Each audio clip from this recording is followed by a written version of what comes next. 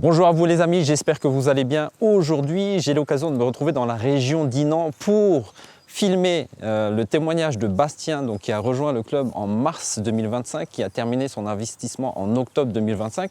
Et on se retrouve ici en 2026 pour voir son projet, sa rentabilité, comment s'est passé l'accompagnement, comment s'est passé l'investissement. Et j'ai déjà vu le projet, il a tout rénové, il a fait quelque chose de vraiment super, chouette, efficace. Et donc restez bien dans cette vidéo parce qu'on aura l'occasion de lui poser toutes les questions. Donc j'espère que vous êtes chaud.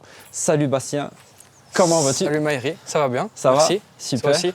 Mais écoute, on est déjà 3, 4, 5 mois après que tu aies commencé à exploiter le logement. Est-ce que tu peux nous dire ta première impression? Comment tu te sens? Est-ce que tu es content? Tu es fier?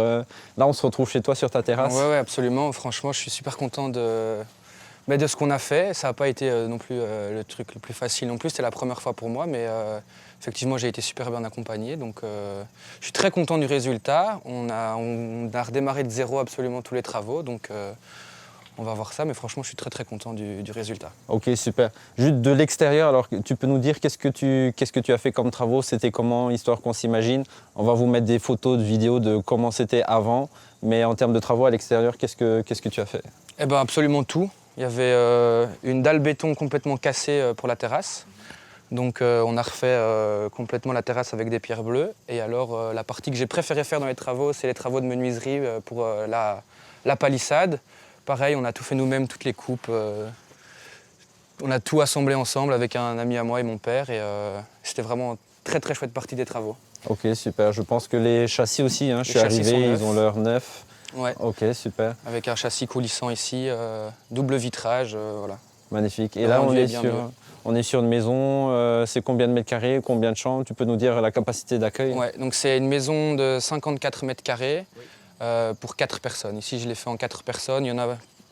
J'aurais pu faire en 2 personnes, mais j'avais vraiment envie de garder un truc classique parce qu'il n'y en a pas dans les alentours. Ouais. Donc pour 4 personnes, 2 chambres, une en haut, une en bas, et il y a une chambre en haut, c'est une mezzanine. Ok, magnifique. Donc ici, les amis, on est dans un projet courte durée, je pense que vous l'avez compris. Donc on va parler de chiffres, et comme on est un peu en extérieur, et je sais que pas tout le monde aime parler de chiffres, on va rentrer un peu dans l'intimité, comme ça on va voir un peu le côté cosy. Je te laisse nous faire le petit tour du propriétaire. Bienvenue chez moi. Donc voilà. Ok, donc tu nous as dit, tu l'as acheté en ruine. Tu as complètement, quasiment tout refait, ouais, c'est ça? Je l'ai acheté pas en ruine, il était meublé avant, mais dans un état un peu vieillot. Ouais, très vieillot. Et donc pour pas avoir de mauvaises surprises et pour vraiment recommencer le projet à zéro, on a tout enlevé, on a tout cassé, tout enlevé, le sol, ce qu'il y avait au mur et tout. On est vraiment reparti sur une base de zéro.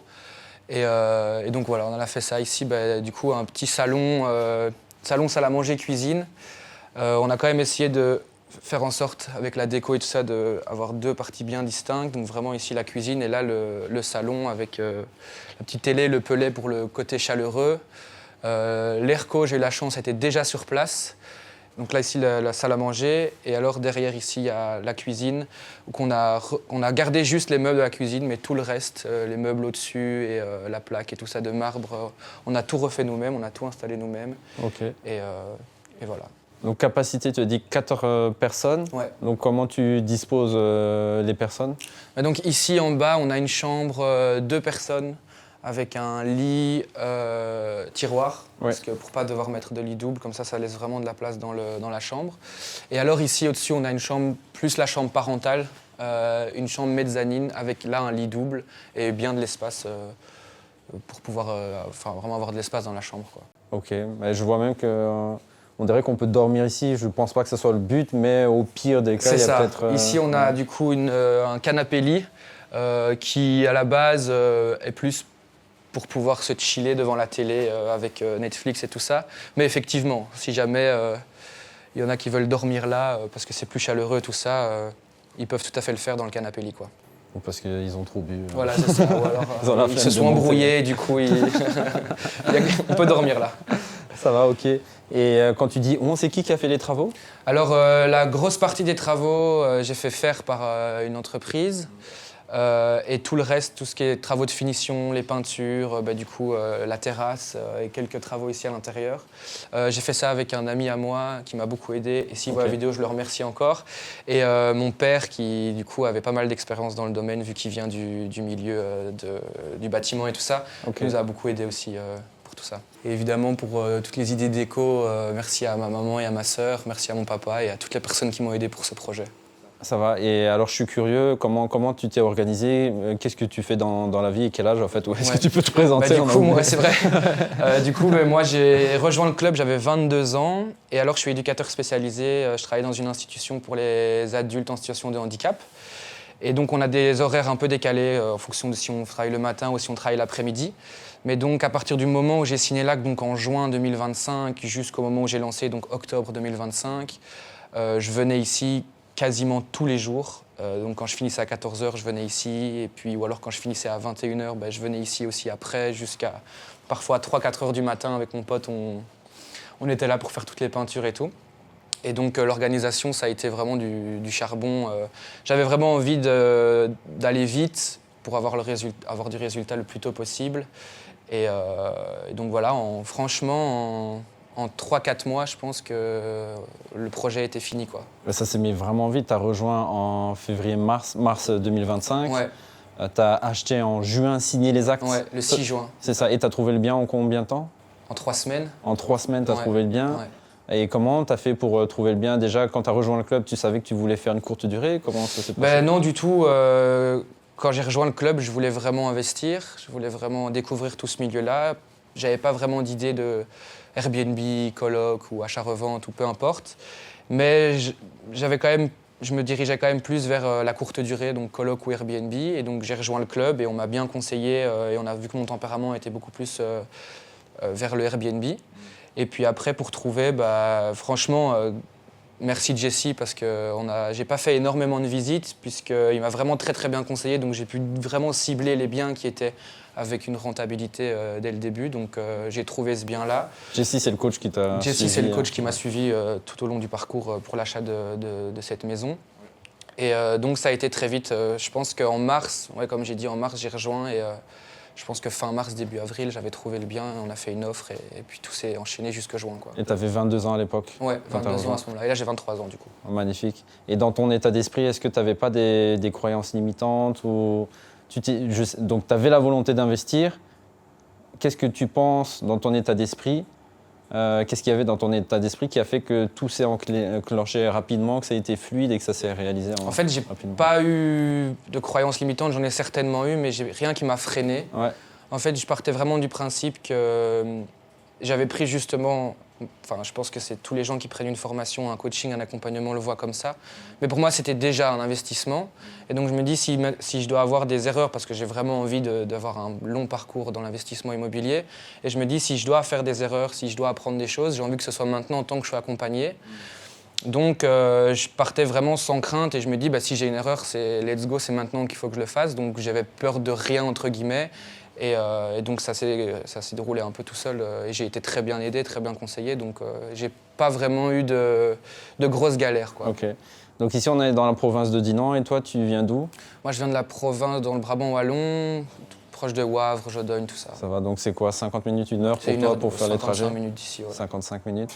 Ok, magnifique. Donc parlons maintenant chiffres. Yes. Donc à combien tu as acheté le bien? Combien de montants de travaux tu as fait? Ouais, donc le bien était ici affiché à 100 000 euros. Je l'ai eu à 90 000.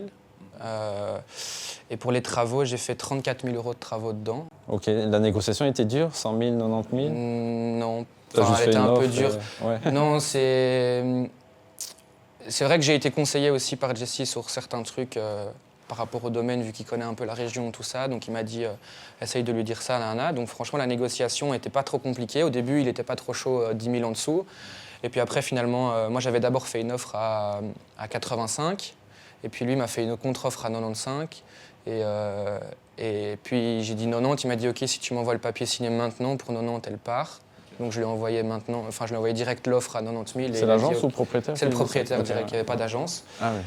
Et donc je l'ai eu à 90 et puis 34 000 € plus ou moins de travaux. Parce qu'on a fait quand même pas mal nous-mêmes, donc on a pu réduire un petit peu les frais aussi, quoi. Ok, ça va. Ok, super. Et donc, octobre, tu as commencé à exploiter. Ouais, le 6 octobre, le jour de mon anniversaire. C'est magnifique, ça.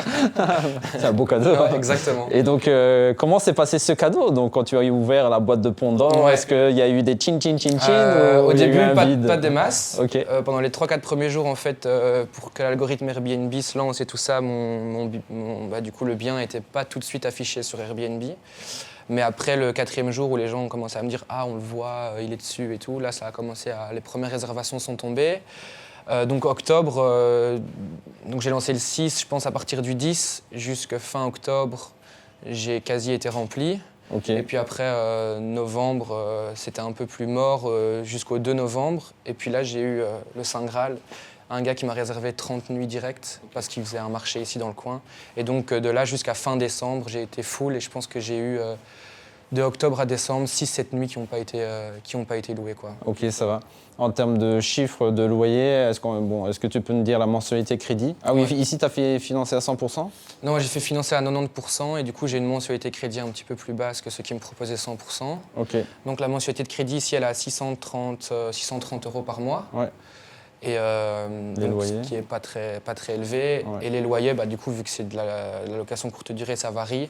Mais si je dois faire une moyenne sur les 3 mois, on est plus ou moins à 1700, 1800. 17 000 de loyer. Ouais. Ok, ça va. Donc, on a ta mensualité crédit, on a aussi tes loyers, il y a aussi des charges à prendre en compte. Combien tu estimes le cash flow mensuel?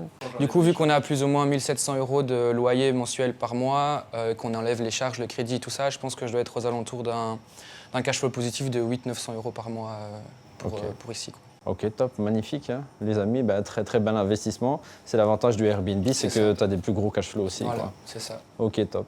Et par rapport à la gestion, comment ça se passe? Tu as une femme de ménage, Ouais, une c'est ça. conciergerie? Donc j'ai un monsieur qui fait ça avec ses enfants, qui a une entreprise et qui gère le bien ici. Il fait le ménage et il fait mon stock de pellets et tout ça. Donc franchement, par rapport à ça, c'est quasi tout est délégué et automatisé, si je peux dire. Vu que je viens pas de tout près non plus, j'avais pas envie de faire 1 heure de route chaque fois que j'avais une réservation. Donc ça, de ce côté-là, c'est parfait, quoi. Écoute, bravo encore, Merci. félicitations pour ce projet. Franchement, c'est Merci. une belle pépite, tu as bien fait ça. Je vois un peu le côté esthétique, noir, blanc, qui donne un côté moderne et je trouve que ça apporte vraiment de la valeur, particulièrement dans ce domaine. Ouais. Plus les palissades, donc n'hésitez pas, on mettra le lien du Airbnb si vous voulez réserver, les amis, une nuit. Cliquez en dessous de cette vidéo C'est une YouTube. pépite. C'est vraiment une pépite, on se sent bien. Le pelé, il fait l'affaire. Là, on est en hiver encore. Ouais. Le pelé, il fait l'affaire. Moi, je viens d'arriver, donc j'ai encore ma veste, mais j'aurais pu l'enlever. Moi aussi, c'est vrai que j'aurais dû l'enlever, mais il fait vraiment bon. Et franchement, beau projet. Du coup, mais comment tu te sens là maintenant, après cette première opération? Ouais, Tu te dis, c'est quoi l'état d'esprit? Ouais, je suis super content, franchement. Ça me motive, en fait. Je vois que ça fonctionne, donc je me dis, let's go, on va aller plus loin. J'ai vraiment envie de découvrir plein d'autres aspects de l'immobilier. Donc je referai du Airbnb, mais pas tout de suite. Là, j'ai vraiment envie d'enchaîner sur d'autres trucs pour vraiment essayer de toucher à tout. Mais voilà, les résultats sont là, donc ce serait trop bête de pas continuer. Donc là, je continue mes recherches à fond et on est déjà sur d'autres opportunités et tout ça. Donc voilà. Et tu t'es mis quoi? Objectif 30 ans, quelque chose ou pas forcément? Objectif 30 ans, ouais. Enfin, je sais pas. Si, tout à fait, évidemment, des objectifs, j'en ai. Après, j'ai pas de terme en termes de temps, mais Ouais. à 30 ans, mais déjà ici, cette année, j'aimerais bien, cette année, les débuts de l'année prochaine, ne faire plus que ça. Vraiment. Ok, te lancer à full-time IMO. Là, on est en train de Ok. lancer la société et tout ça, donc Allez. j'aimerais bien ne faire plus que ça. Et Quand tu objectif dis 30 ans. On, c'est avec Moi et des potes ou... Non, juste moi en fait. Ah, ok. Ok. C'est parce que j'ai quelqu'un qui m'accompagne pour pouvoir lancer la société, donc je dis on. Ouais, mais... ouais.